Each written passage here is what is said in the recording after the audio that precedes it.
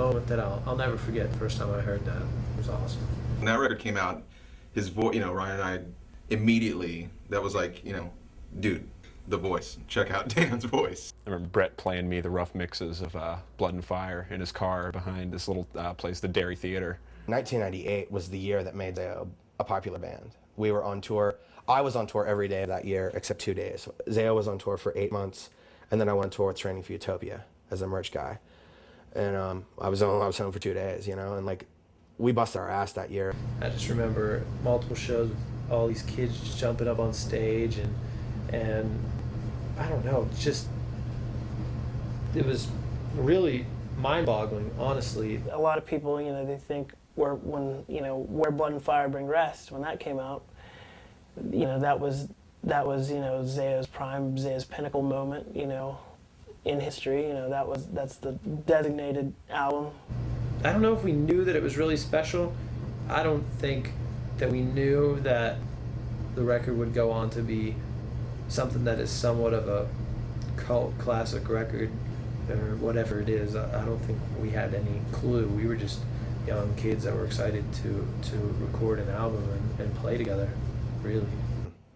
I don't care what little scene kid is watching this, like, without Blood and Fire, hardcore would be completely different. And I'm not saying that from an egotistical point of view. It was just like, I don't know, you'd have to travel back to 1998.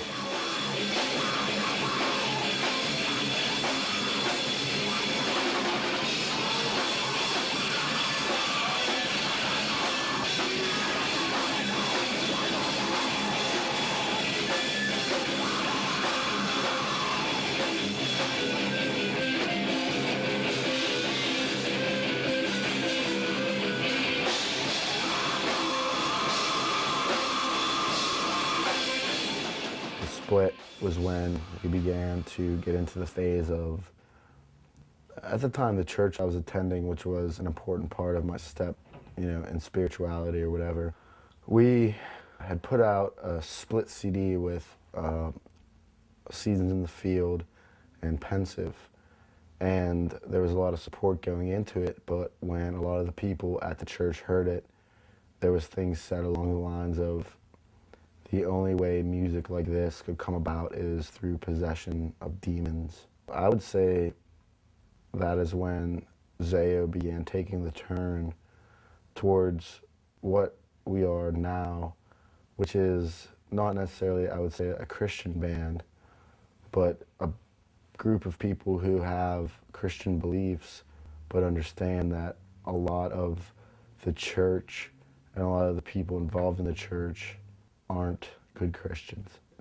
They look the part, they dress the part, they act the part, but when it comes down to it, their hearts, they have darkness in them, just like everybody else does. The song Walk On By, Walk On Me on the Training for Utopia split, the first few lines, Brett had written a song lyrically, and I took the first 2 or 3 lines and I wrote from there, and it had to do with an elder's wife at the church who was a piano player and worship leader, who was one of the ones that talked about how what we were doing was more or less demonic. I guess one of the things we always talked about in the struggle of this band was we were never Christian enough for the Christians, and we were too Christian for the non-Christians. Skin Like Winter is actually about Jesse Smith. He called me on the phone one night when I was at home and was just telling me a lot of things that were going on in his life at the time that prompted me to write Skin Like Winter.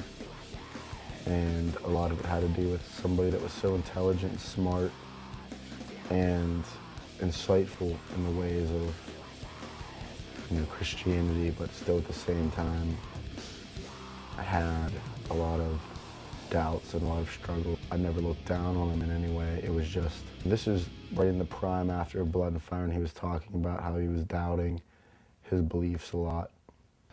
I started getting into some different stuff, like in my personal life, really questioning why don't you smoke? Why don't you drink? Why don't you say what you think? Why are you this person? Was this person what you were supposed to be? Did you fall in love with Jesus? Did you fall in love with your church? About that time, my church freaking sold me out horribly. Somebody saw me smoking like some cigar or something, and they sold all my drums. I was in the praise and worship band, and I went to a Bible college I was going to go to, and pastor of the church says, when all you homosexuals, or wait, he said something like, when all you fags decide to come up here and get a homosexual spirit delivered from you and take out your earrings. And I was like, my God, like, what am I? This is beyond the boundaries of a band. This is like who I am. And like, that was definitely when a giant seed of bitterness was planted inside of me. We were trying to be good people. We were trying to present a good message and do it in our own way. And we received no support and no help from either the Christian side or the secular side. So we're more or less this band in limbo where, once again, you know, like, we're getting no recognition in the secular scene because people didn't want to have anything to do with Christian music. They felt that, you know, punk and metal were, you know, partly inspired by the rebellion against organized religion, which we weren't necessarily a part of, but a lot of the people that were involved in that were just, you know, it was almost like, you know, key words, like they would hear the word Christian, or, you know, they would hear the word God or whatever, and instantly assume that we had, you know, these certain views and certain, you know, standpoints that we never, you know, we probably had more in common with those bands than we did with, you know, the other Christian bands. And that's really, I think, when Zaos started becoming what it is from that point on, which was a band of people that had Christian beliefs but also had a lot of opposition. There's just, it's so crazy because there's so many differences. Like, you know, you take a good Christian in America and a good Christian in Europe.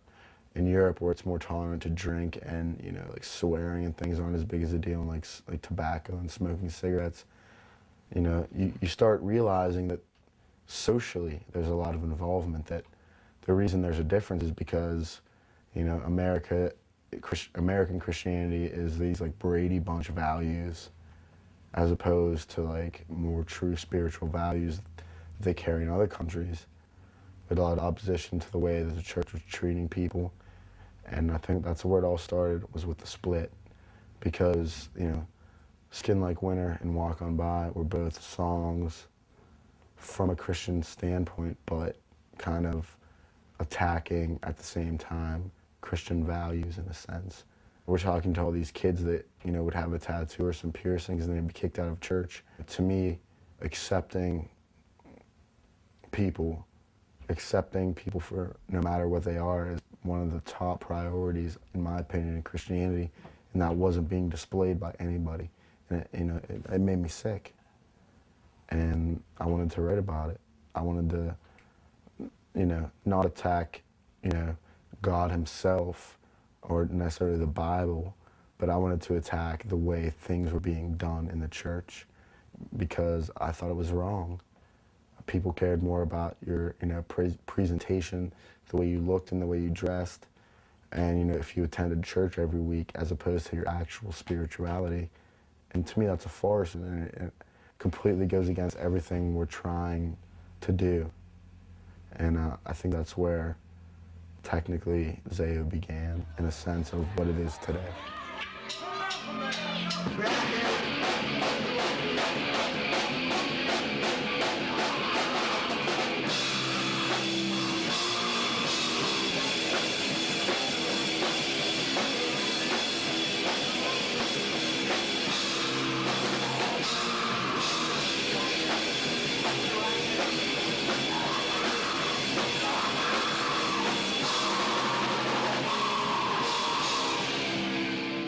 The split EP, that was quick.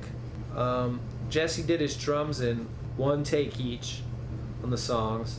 Basically set them up, did it in like one take each, and then he went and talked on the phone to this girl for the rest of the recording. And me and Russ hung out in the control room and played our guitars, and I'm pretty sure Russ played bass on one song and I played bass on the other. I remember we borrowed training for Utopia's bass and their bass amp because we didn't have one.